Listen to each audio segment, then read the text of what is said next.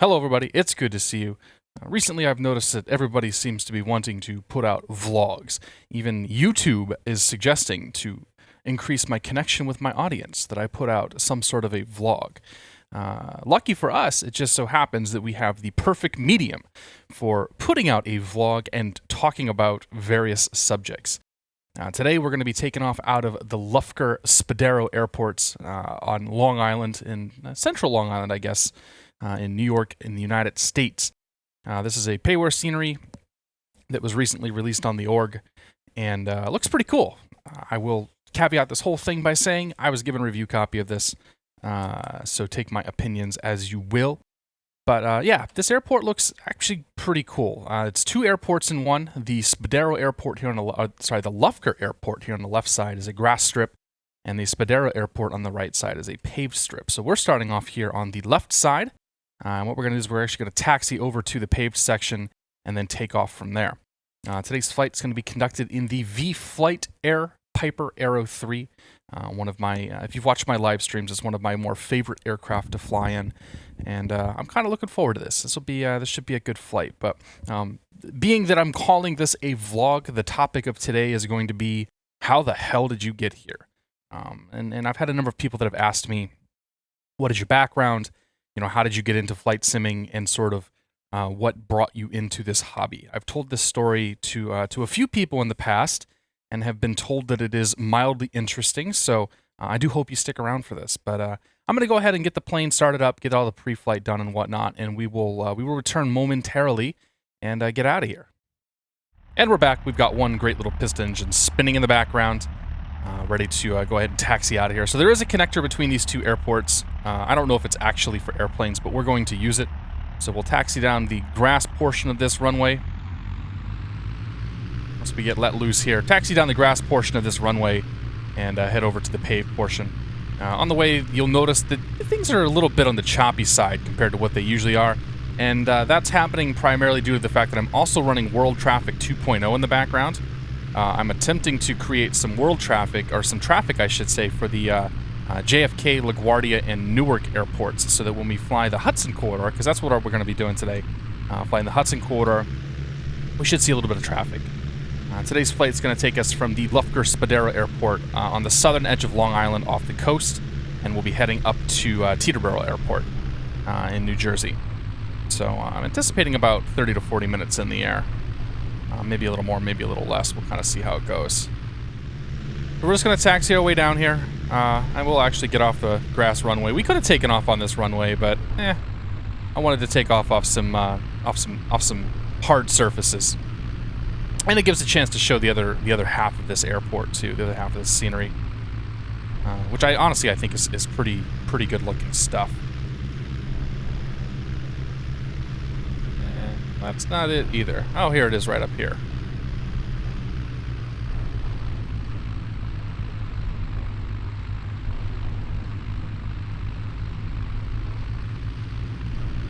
So once we get up in the air, we'll kind of start chit-chatting here a little bit.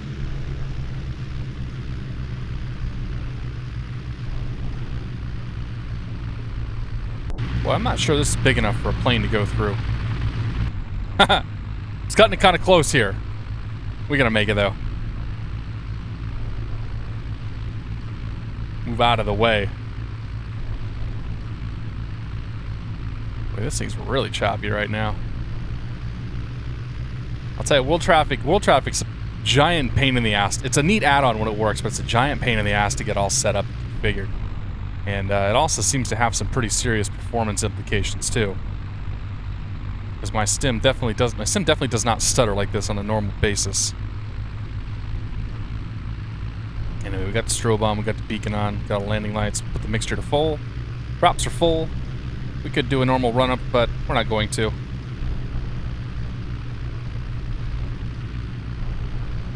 Maybe this airport has something to do with it too. Once we get out of here, things will be a little bit better.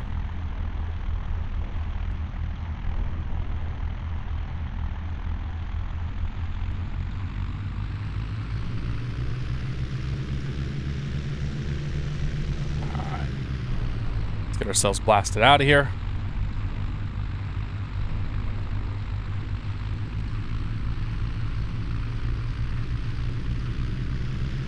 Alright, here we go. Engines look like they're stable. That's power. There's airspeed. We're a little light today, so it's going to be a pretty sporty takeoff. Positive rate. Bring our gear up.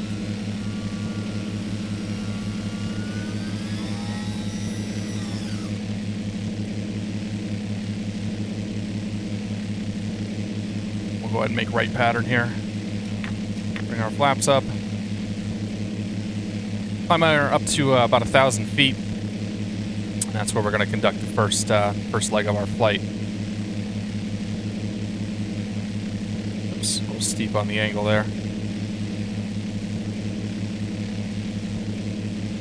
Bring our prop lever back. About 2,500 RPMs. Here comes 1,000 feet. We'll level her off. A little over 1,000 feet. That's all right. Goodbye, Lufker-Spadero Airport. You've been great. This thing trimmed out. We'll do an outside view real quick. It's a cool little airport. I like it. So we're gonna head out the coast here, and then make our way down to Los Angeles. So a number of people have been asking me how I got my start in flight simming, and kind of my interest in aviation and all that good stuff. And I've always been a bit of a geography and sort of map nut. And I never, unfortunately, I came from fairly poor upbringing and never really had the opportunity to fly all that often. So I flew once when I was 10 years old, and then I didn't fly again until I was 16. And then I was kind of done then until I got basically through college. In 2008, I moved out to New England, where I was about 900 miles from where I grew up. And that put me in a position where I was now traveling. I was making, a decent amount of money, and I was traveling a pretty fair amount. And being the geography nut that I am, I grew up with Road Atlas in my hand, looking at signs, figuring out how to navigate from point A to point B. And so when I started flying a lot, or when I started doing commercial flights a lot, I found myself glued to the window. First of all, it was looking out the window, trying to figure out where are we at in the country. If I'm flying, like I flew DC to Los Angeles one time, and I'd fall asleep, I'd take a nap, I'd wake up, I'd look out the window, I'd be like, okay, that looks like a river, that looks like a town. I'd have a little map in front of me, and I'd try to figure out where am I at in the country. And was generally reasonably successful at doing that. But I think the bigger thing that got it for me, the bigger interest that started to rise out of aviation was at the airports themselves, because I got super flustered and super annoyed as I'm looking out the windows, knowing that there's all these markings and all these signs and all these things that are going on, and I don't understand a damn thing about what's happening here. And it did really annoy me. It really annoyed me. And so that's kind of where I started reading and researching.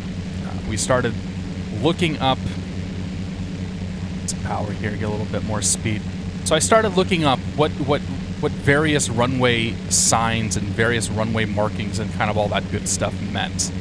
And that led me down the Wikipedia pipe of, oh God, well, I'm going to read about runway markings, and then I'm going to end up reading about ILS approaches, and I'm going to end up reading about non-precision approaches. And these just sort of, and honestly, Wikipedia was probably the best resource that I had for picking up some of this early information. This was long before I even touched a flight simulator.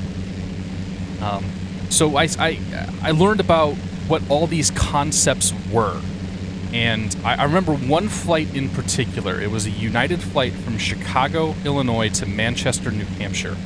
And at the time, and they may still do this, but at the time, United had a radio channel on their in-flight entertainment system that allowed you to listen.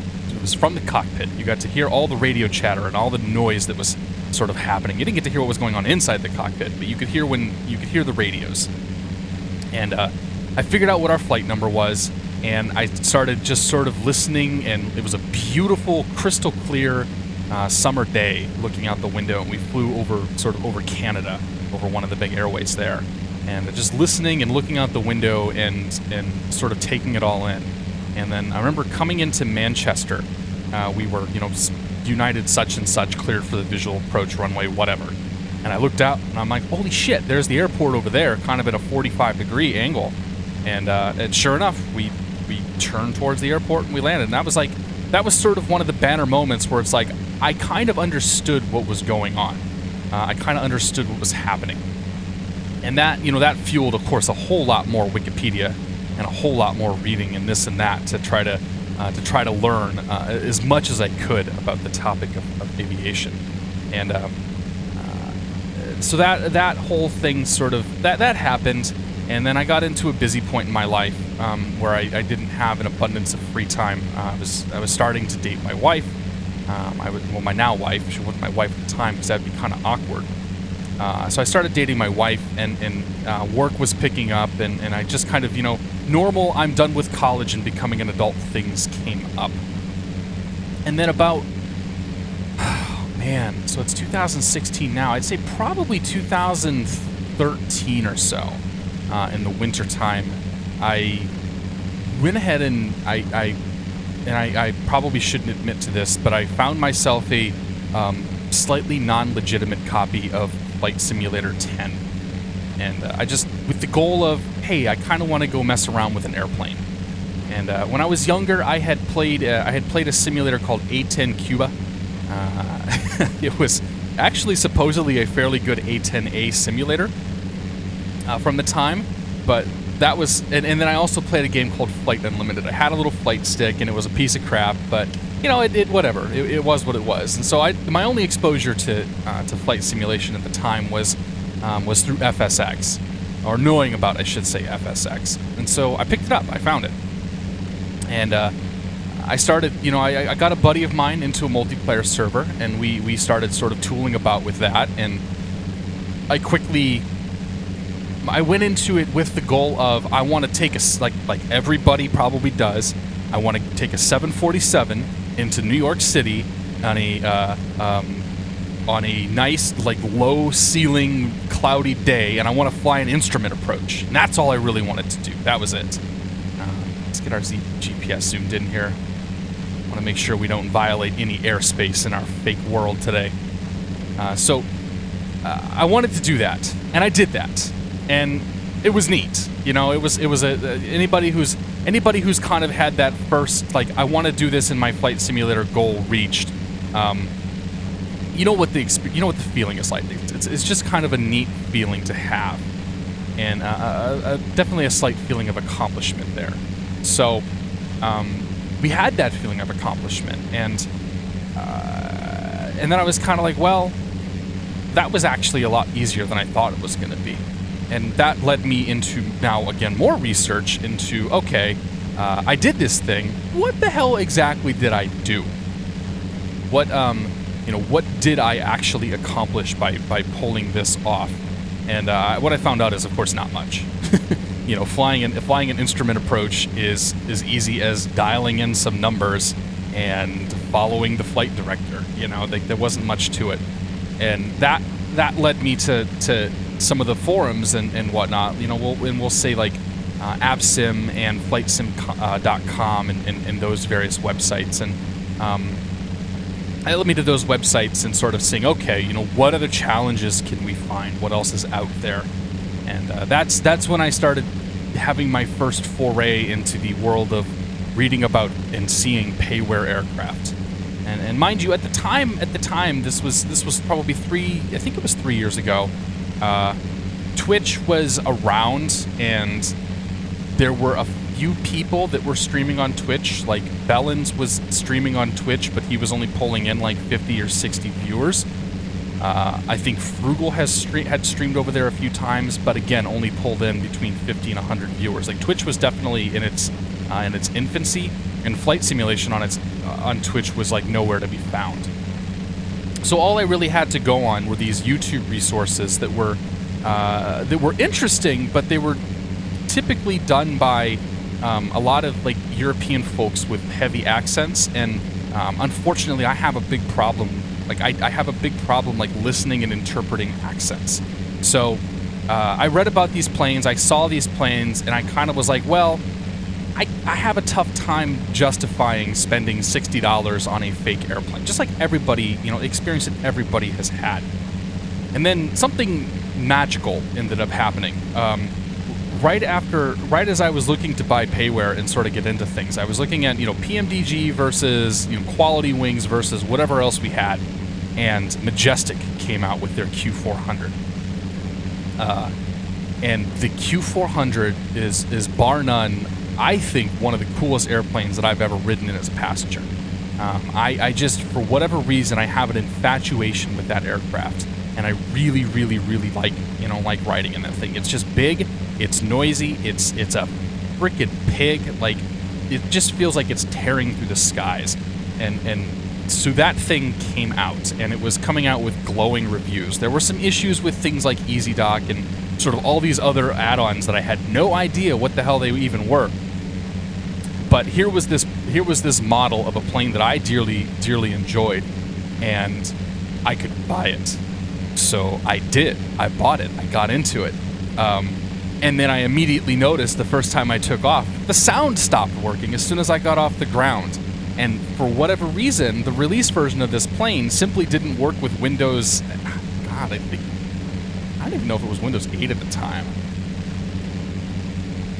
Whatever I was running, whatever configuration I had, it just didn't work. I think it was Windows 8 at the time. And I was super bummed. So I reached out to the Flight One or whomever I bought it from. I got a refund on the plane, and I was just like, well, shit. And so I'd already committed to buying a plane. I'm like, well, I'll take this money and I'll buy something else. And being that I love turboprops and I love flying around in those types of planes, I bought the JS41 by PMDG. And my God, that plane was good. I flew that thing all over the place. And this led me into my now first forays into VATSIM and an online play. So at this point, I had started streaming on Twitch. I'd been an active, I would say, member of Twitch in the StarCraft scene, kind of those games as it was coming up. And this was the first time where I was like, okay, I have something that I can stream that people might find to be interesting. So I'm going to do that. And I remember, the first couple of times I stream, of course, nobody comes and watches. That's kind of the experience that we all have. And then you start getting one or two people that come in, and you get to know those people. And I can still tell you the names of most of those people.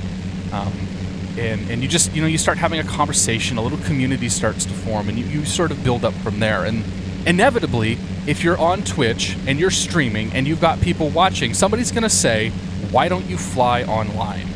And we kind of were flying online. Like, our group was flying using, FSX private servers and this and that, and, whatever. It was...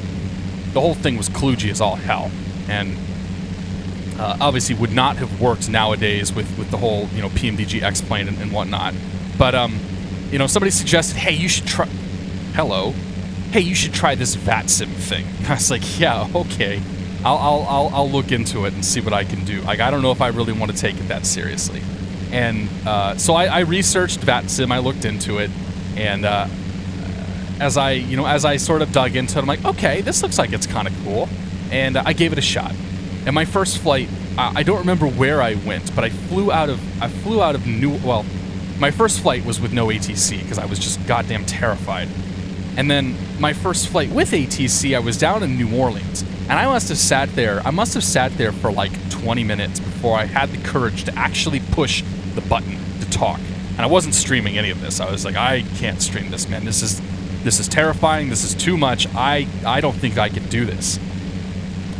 And it took me, like I said, it took me a good 20 minutes or so to finally push the button and squeakishly ask for my clearance and then kind of go from there. And I was like shaking like a leaf the whole time. It was actually looking back on it, it was a very, I think, a very humorous situation for me to be in, because like I definitely don't have that feeling now. So we did that. We got through it, and it was fun. Like, it was actually a really positive and a really neat experience for me. And so that was probably around I want to say probably April or May of 2013. And so I bought some more payware aircraft. I bought the Avro Regional Jet by Quality Wings. I bought the Twin Otter Extended by Aerosoft. And I bought some other stuff, and I definitely did put some time into a lot of those planes. And I think it's time to switch our gas tanks here, so bear with me for a moment. We're on the left tank. We want to go to the... Oh! We want to go to the right tank. Nobody saw that. Yeah, so that happened. And then problems happened. Around... Oh my god, there was, I think it was when Windows 8.1 came out. So let's say November of 2013, I want to say. Problems started to arise. So at this point, I'm streaming FSX. I'm having a good time. I got guys like Atomic Frog coming in and saying, "Dude, you should try X-Plane." I tried X-Plane, man. I tried it. I tried it with an Xbox controller and it was garbage. I tried it with a flight stick, and I'm just like, man, this is like the same experience everybody has going into X-Plane. Like, this is not good. This is rough. And so finally, I find myself in a position where every single time I try to do a flight, I get an hour and a half into the flight and my simulator crashes. And the only thing I can think of is that it's something to do with Windows 8.1. And I remember seeing a lot of people that were having issues with this around the same time. And it's like, well, I work in IT, you know, I use a lot of these products, and I'm not downgrading my operating system because one application fails to run. By the way, I just want you to look off in the distance. How cool is that view right there? I still have these moments all the time where I'm just like, man, that's awesome. So I had this moment where I was like, well, I guess we can try this X-Plane thing, because that's the only solution I have left to trying to make my flight simulator, you know, to try to work with my flight simulation hobby. So I picked up X-Plane, and the first plane that I picked up was the FlyJSim 727, and this thing had only been out for I think about 6 months at the time, and man, I got my ass kicked by that plane. And there were there were some times I was flying this and just like, I don't know about this, but I figured out the cameras, I figured out how to navigate around the damn interface, I figured out how to do all this stuff. And then eventually I learned how to fly the 727. And this thing had a bit of mysticism to it. You know, guys like Frugal and guys like Atomic talk regularly about how difficult they thought this plane was. By the way, we're going down to about 300 feet or so. We're gonna buzz the tower here, just to avoid some airspace flying south of Kennedy. So there was this mysticism that was attached to this plane, and for whatever reason, this whole thing just sort of clicked with me. Like I understood what the systems were doing. I understood what all the kind of buttons and whatnot. I understood the procedures, and I knew this and I knew that. I like VOR flying, man. VOR to VOR flying for somebody who's grown up with a frickin' map in their hand, like, this is a piece of cake. Like, why is anybody having any problems with this? That was kind of the opinion that I had. And that's where we kind of started, you know, doing the streams and then having the tutorial, the edutainment aspect of it, if you will, come in. And I found, you know, I really started, I feel, finding my stride in talking about the planes and sharing the planes and sort of talking about, okay, here's what we're doing, here's how we're doing it, and here's why we're doing it, sort of stuff. You know, if anybody who's followed my channel for some time knows that's sort of the name of the game there. So we did all that, and it was fun. And I started really getting into X-Plane. I legitimately, I had zero expectations coming into this, and I was legitimately enjoying myself flying this simulator, to the point to where now I had no reason to fire up FSX anymore. Like, I knew that it was going to crash. You know, the only downside is that the guys that I used to fly multiplayer with, like, I couldn't join them anymore. But I was doing enough bat sim flying that I was content. And then along comes this video by, I think Frugal did it first, and then I think I saw Bellins do some stuff second on it. But we started seeing this PilotEdge thing that sort of came up, and I'm looking at this like, well, why would I want to spend more money every month to do this thing? But I gave it a shot, and I signed up for my 2-week trial, and I never used it because I was fucking terrified. Pardon my French. I was absolutely terrified to fly this thing, and so I finally grew the balls, to be honest. And after I saw a lot of these guys that were on there flying, I finally said, okay, we're gonna do this thing. We're gonna make this thing happen. We're gonna make this thing work. So I signed up for a full month subscription, and I went and I did the Lima 52, you know, the Oceano to San Luis flight, and I was terrified to call San Luis. If you ever want to see some entertainment, I'm sure that a lot of people listening to this have probably had the same experience. If you ever see on the PilotEdge map somebody fire up at Oceano, that's probably their first time on the network. And watch it how many of those guys take off out of Oceano, do some pattern work, and then circle south of San Luis Obispo Airport, wondering, should I call and try to land there? Like I feel awful because you just got to do it. You just got to go. You just got to take that plunge. But like getting to the point where you're comfortable enough to take that plunge is, it's tough, man. It's a big hurdle to come over. So I did that, and then my second time on the network, I'm like, okay, I got this, and I flew. God, I think I flew probably non-tower down to Santa Barbara. I remember this distinctly. And I'm like, yeah, I got this, man. I know what I'm doing now. And so I get to Santa Barbara. I blow through the fucking Charlie like no tomorrow. And I get to the surface. Or I get towards the surface, Charlie, and I call up tower. I'm like, hey, I'm such and such hot shit. I'm coming into land. You have violated the Santa Barbara class Charlie airspace.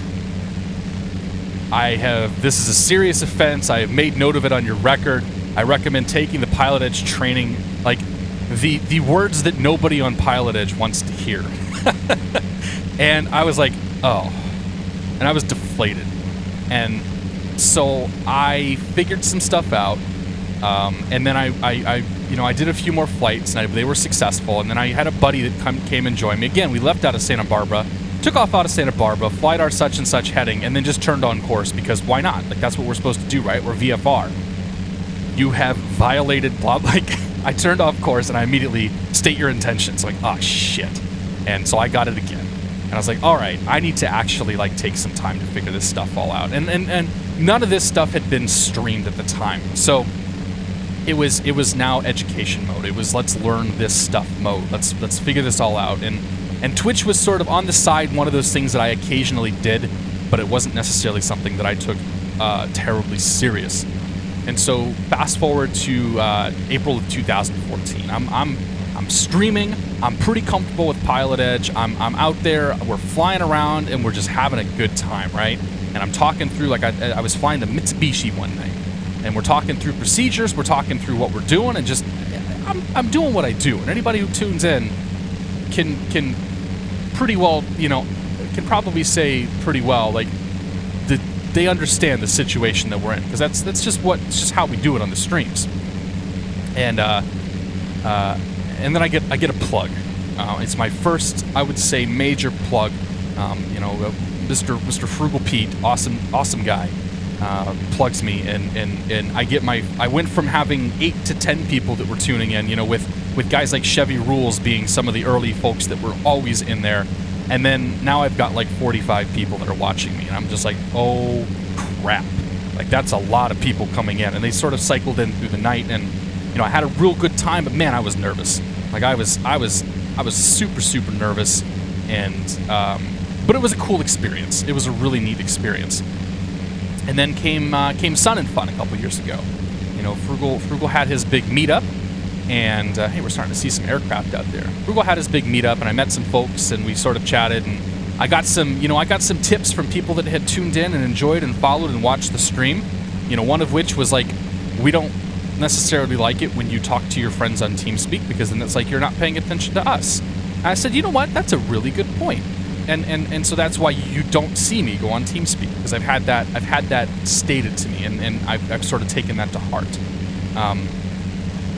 So, at this point, I feel like I was doing really well with the flying part of it, and I was kind of like, well, I'm gonna keep trying this Twitch thing, because I think that there's an opportunity, not only to bring more people into, you know, my community and sort of foster a community under myself, but I really like supporting these developers. I like supporting these small, you know, for lack of a better word, independent developers that are putting these products out.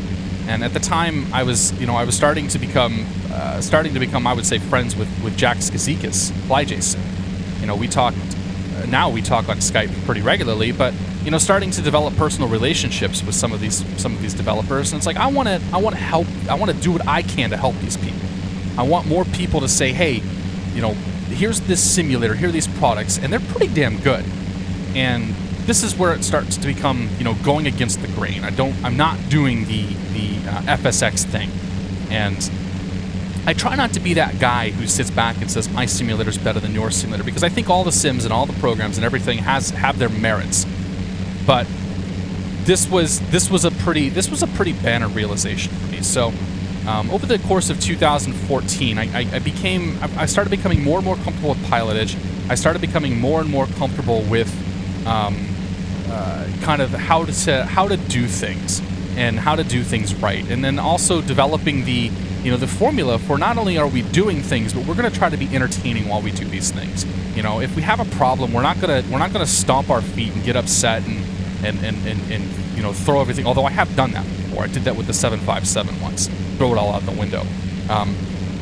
We're going to, you know, we're going to eat the mistakes. We're going to eat the problems, and we're just going to have a good time doing it. But we're going to try to do things as close to, as by the book as we possibly can. And that's sort of the mantra of the whole thing. And you know, lo and behold, over the course of the year, you know, that next 2014, early 2015 streaming, like things were ramping up, and we had people that were coming in regularly, and at the same time you had, you know, at the time Frugal was streaming, and he was starting to see, you know, huge increase in audience, and Matt Davies Bellins was just exploding. Like, this is about the time that he went full time for this, and he really started seeing a surge of audience, and I got recognition from Pete, I got recognition from Matt, and then eventually I got recognition from Squirrel, and I'll sit here and gush. I'm forever, whatever happens with this down the road, like, I owe a lot to those three guys, and then later Jeff Fabiano, like the four guys really. I owe a lot to them, and I'm genuinely appreciative of what they've done for the community and what they've done for, you know, helping to sort of build this channel to where it is today and where it will be a year from now. So we fast forward then to 2015, and at this point I had gotten married. I was buying a house, I was renovating a house, and things were a little stressful. So I turned to the flight simulation hobby as a sort of way of releasing myself. You know, jumping on, you know, chilling with the guys and just having a good time. And it was just that for me. Like, I was genuinely enjoying genuinely enjoying myself. And that's when I started, you know, doing a little bit more tutorial-like stuff. Like, okay, if we look at websites like Giant Bomb, you know, Giant Bomb has a. If you guys aren't familiar, you should check it out, giantbomb.com. But they cover video games in a way that is, I think, very unique. And their philosophy, their idea is that we're just going to show these games as raw and uncut as we possibly can. And I feel like that resonates with myself and sort of the audience a little bit more than the big over-the-top edited videos. You know, I do the big over-the-top edited videos from time to time, but I prefer to do the stuff like we're doing today, where we're just flying. We're just out here kind of cruising in the live streams and whatnot. And then I was also listening to and sort of into Rooster Teeth, and these guys are the guys that put out Red vs. Blue, and that sort of content. And they have a unique philosophy in that if they don't like something, they just don't cover it. And if you pay attention to what I say and sort of how I approach things, that is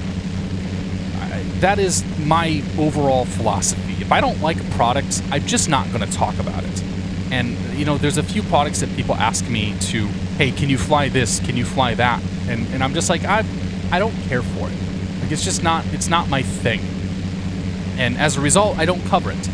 So if you're one of those people who's like, okay, can you fly this plane, or can you use this add-on, and you don't see it, and a lot of people like, it's because I just don't want to. I don't want to cover it. I don't want to be in a position where I'm saying a lot of negative things about it. So I started sort of defining, like, here's what I want to do with this. Here's where we want to go with this channel, with this idea, and then let's just see what sticks. You know, let's start putting some content out there, and what do people enjoy watching? And I don't know what happened, but it's stuck. Like, you guys, I'm starting to be blown away. Like, 2015, we put out my first, I would say I put the first real YouTube video up, where it was just an excerpt from my live stream, but we flew the A330, and we talked about what we did, and we showed it off, and we had a good time, and it was a fun flight to do. And that video is at 40, like, as of today, it's like 40,000 views. And that was my first realization, where it's like, maybe there's something to this. Maybe there's something here that we should explore some more.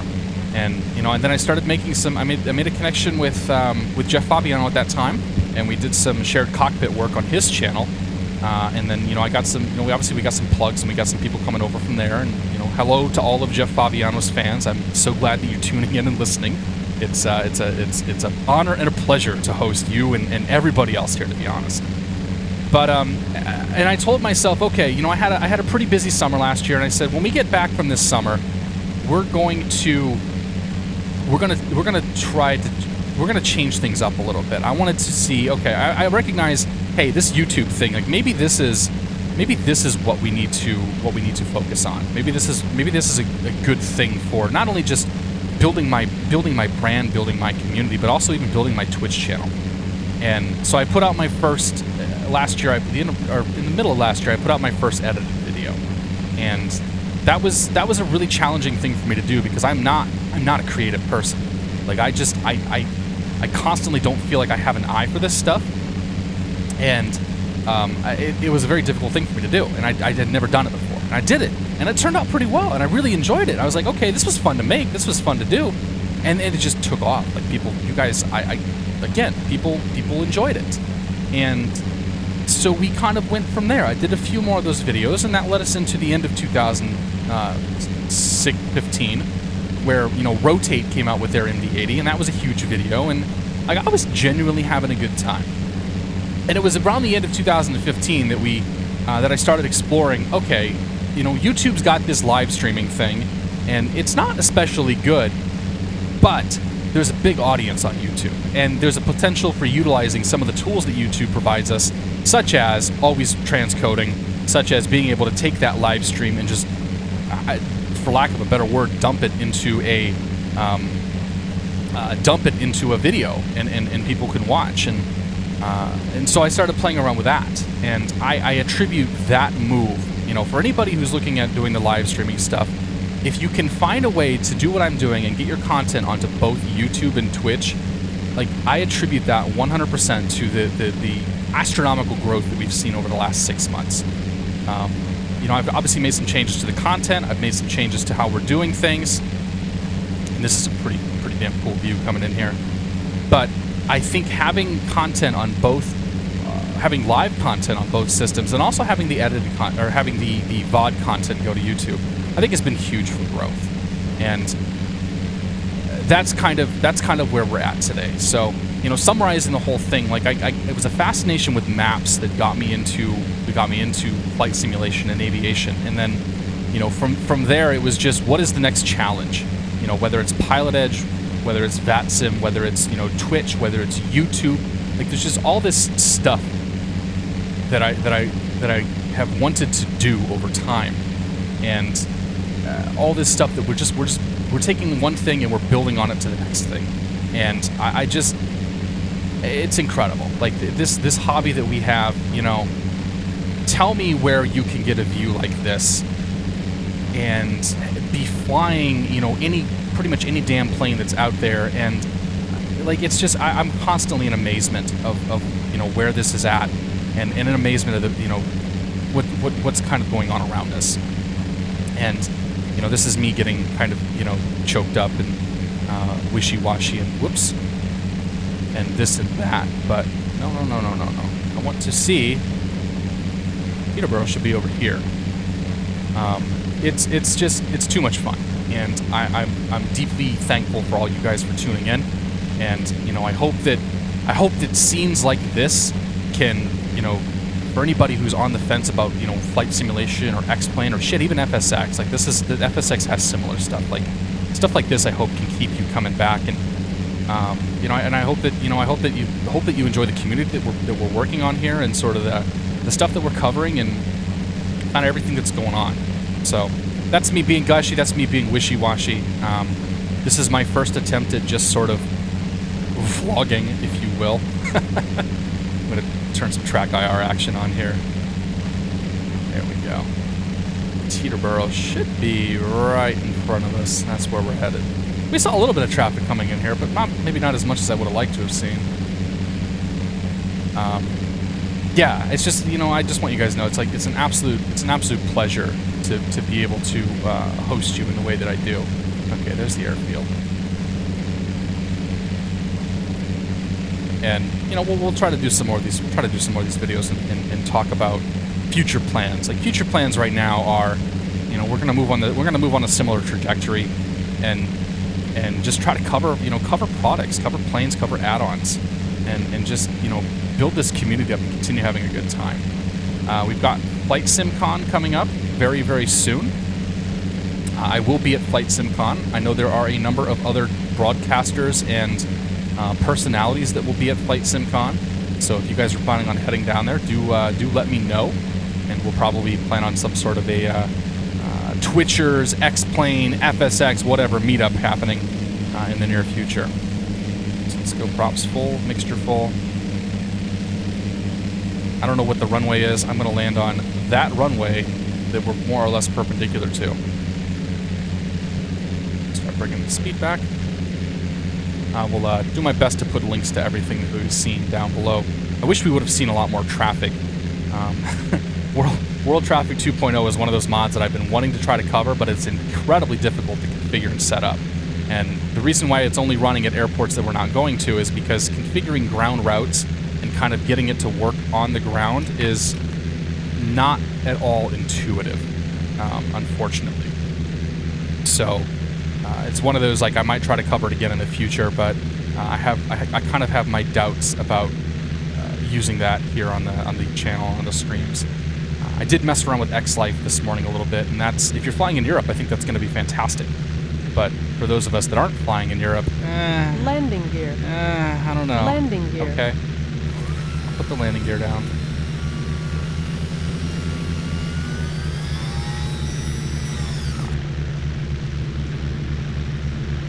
Put ourselves on a nice base here, get set up.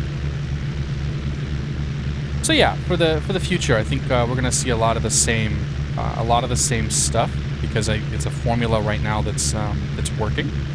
I think people enjoy watching it, and honestly, there's other guys that are doing the crazy photo reel and that are doing the crazy good-looking sims and this and that, and that's not totally what I'm interested in doing. I sit here and preach that I like to have my sim run as smooth as possible while I'm having absolute garbage frame rate, but again, I think that's a lot of that is world traffic that's causing problems for me right now. So it's about 90 knots. We're on kind of a tight base here, but that's all right. We'll be able to get ourselves down. Okay, so the gear is down in 3 green. Lights are set, mixture full, prop full. Flaps are 25 and going to full. Go ahead and turn ourselves in here for a final. Short final, runway 24.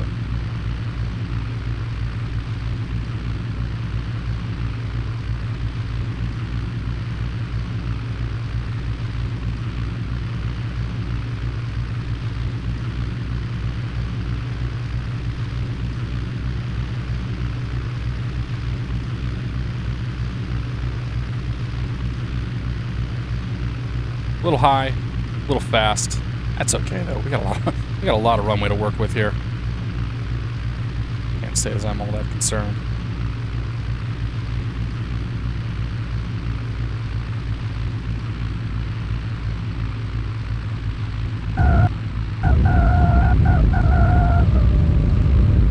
that's a good sound. I forgot that it had a default tire screech. I had gotten rid of that previously, and apparently it's back in now.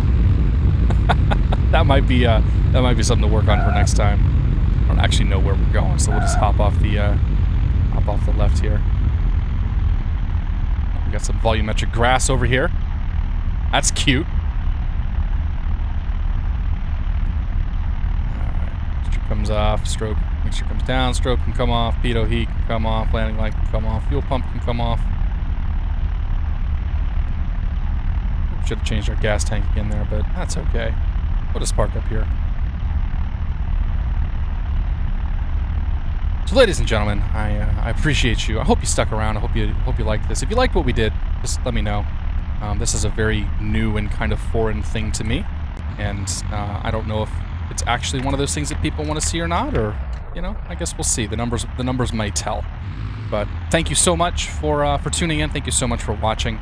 And I hope we'll catch you next time on a live stream or a video. Take it easy.